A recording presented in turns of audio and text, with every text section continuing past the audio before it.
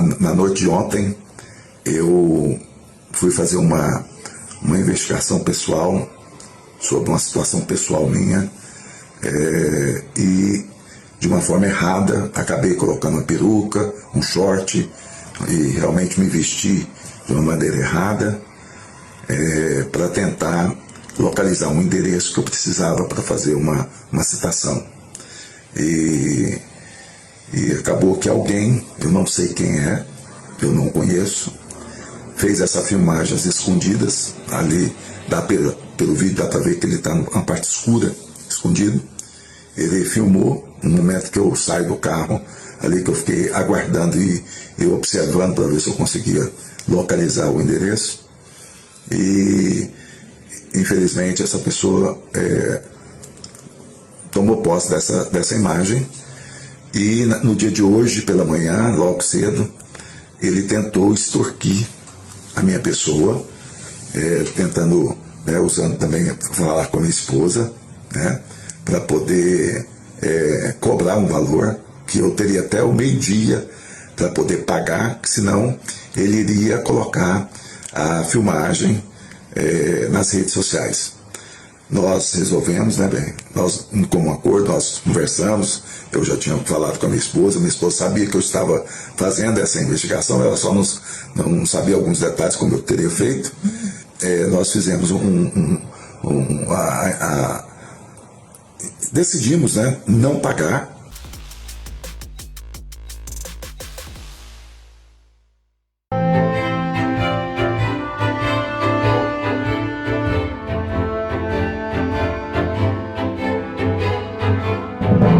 Nos últimos dias, uma notícia. Essas cenas que você viu aí circularam pelas redes sociais e tomaram os noticiários. Isso se trata de um pastor que foi flagrado usando uma peruca e roupas íntimas femininas, alegando que estava fazendo uma investigação. A reação imediata, como sempre, foi de escárnio, chacota e ridicularização pública e muitos memes. Mas talvez o mais interessante aqui não seja rir, nem tampouco apontar o dedo para o dito bispo pastor. A questão que se abre é: o que essa cena nos diz sobre o desejo, sobre a sexualidade e sobre os modos contemporâneos de lidar com aquilo que em todos nós escapa ao controle da razão e da consciência? Eu me chamo Diego Fernandes, eu sou psicólogo e psicanalista, sou mestre e doutorando em psicologia. Seja muito bem-vindo ao nosso canal, a mais um Psique em Xeque. Antes de tudo, eu gostaria de pedir a você que, caso goste do conteúdo que nós oferecemos aqui, que você possa se inscrever no canal. Muita gente assiste e não se inscreve, então se gostar, se inscreva aí, deixe seu like, seu comentário. Além disso, compartilhe esse vídeo nos grupos de WhatsApp, com as pessoas que você conhece, pois isso é muito importante para alcançar mais pessoas falando de psicanálise, psicologia, filosofia e também pensamentos contemporâneos.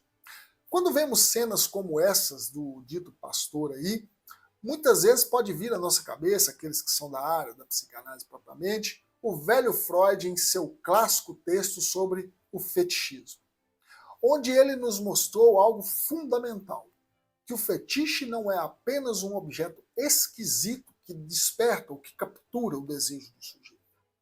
Não se trata de uma perversão curiosa de indivíduos isolados, mas o fetiche sob a lente freudiana nasce de uma ruptura, de um trauma infantil diante da diferença sexual. Quando a criança, confrontada com a ausência do pênis na mãe, recusa-se a aceitar essa falta, algo precisa ser colocado no lugar. É nesse ponto que vem um sapato, uma peça de roupa, um detalhe específico no corpo. Como Freud nos lembra, num certo caso, um brilho na ponta do nariz é o suficiente. O fetiche, então, funciona como uma espécie de substituto, uma forma de negação, mas também como um ponto de fixação de desejo do sujeito. E é aqui que está um ponto provocativo que, em alguma medida, toca a todos nós. Quantos não constroem, ao longo de sua vida, seus próprios fetiches cotidianos? Não apenas sexuais, mesmo que o pano de fundo de todos seja sexual. mas também aqueles sociais, culturais e religiosos. O fetiche pode ser uma bolsa de grife que tenta substituir a sensação de falta, um carro que se torna a extensão do corpo. Quanto maior, você já imagina. A imagem de sucesso exibido nas redes sociais.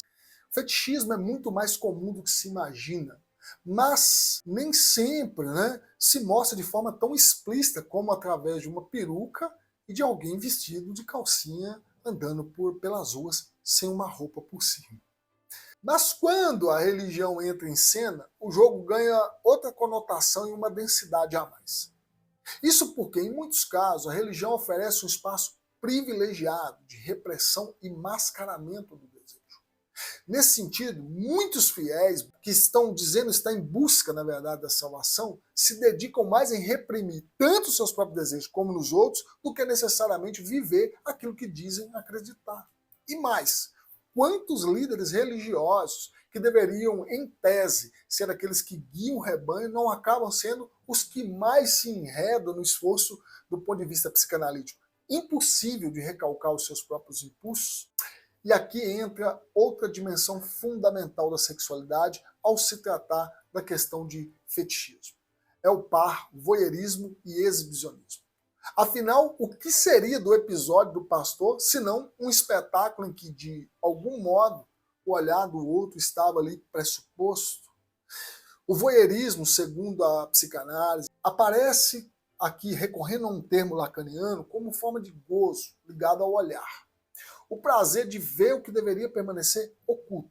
Já o seu par, o exibicionismo, é aquilo que vem complementar, ou seja, é o prazer de se expor, de se mostrar, de ser visto onde deveria haver recato.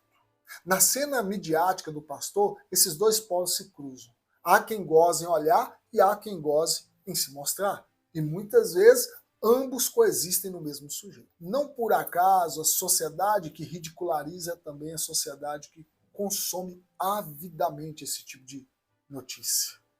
Rimos, criticamos, mas não paramos de olhar. O escândalo é também espetáculo escópico, sabe? O riso é cúmplice do desejo voyeurístico. E por outro lado, aquele que é exposto, por mais que tente justificar, é só ouvir o que o pastor fala, do lado da esposa, inclusive, já entrou no jogo do exibicionismo, quer seja ele voluntário ou não, consciente ou inconsciente. Lacan nos ajuda a avançar nessa discussão um pouquinho mais.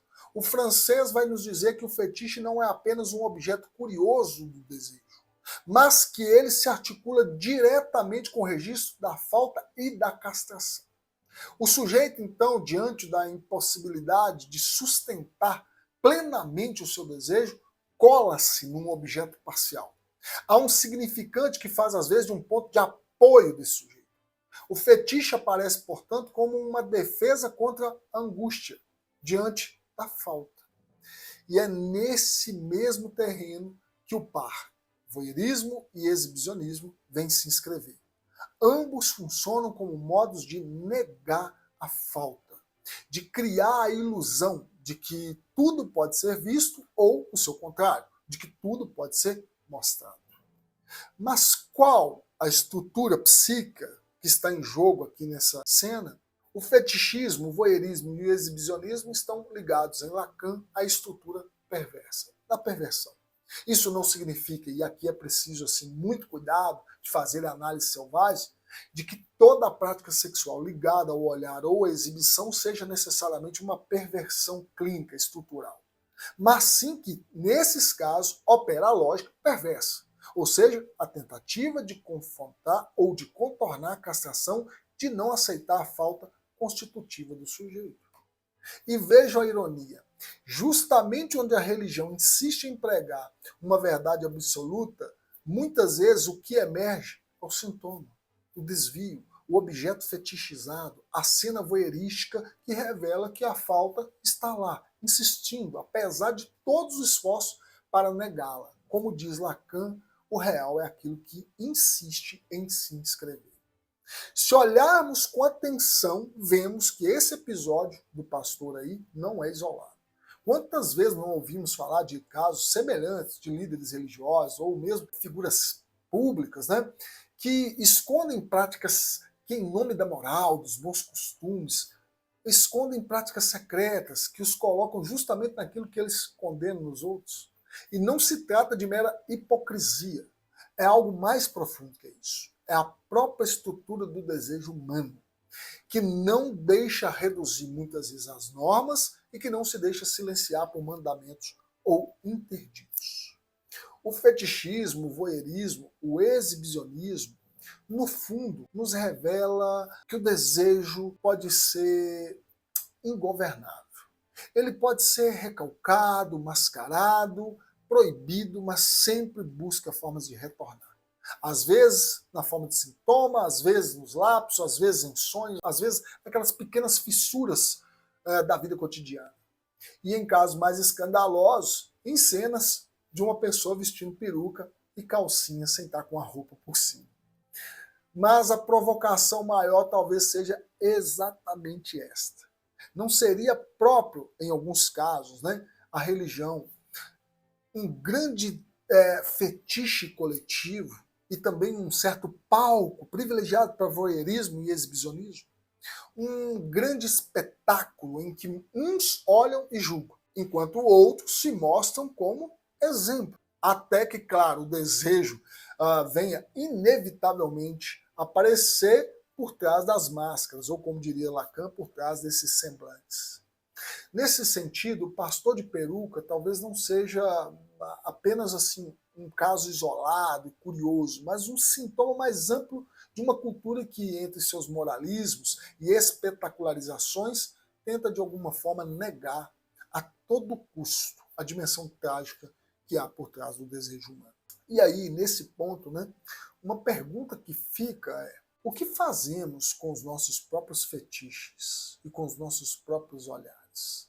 Reconhecemos neles assim uma forma de lidar com a falta e, portanto, uma condição humana inevitável, inexorável, ou preferimos nos enganar, nos refugiar em discursos morais, até que um dia, de maneira abrupta e escandalosa, o inconsciente bata a porta, escancarando aquilo que muitas vezes tentamos silenciar. Em detrimento de ridicularizarmos o pastor, talvez seja preciso, mas necessário, encarar as nossas próprias fetichizações, os nossos próprios gozos, os nossos próprios voyeurismos, e bem como os nossos próprios exibicionismos. Para você que ficou até aqui, meu muito obrigado.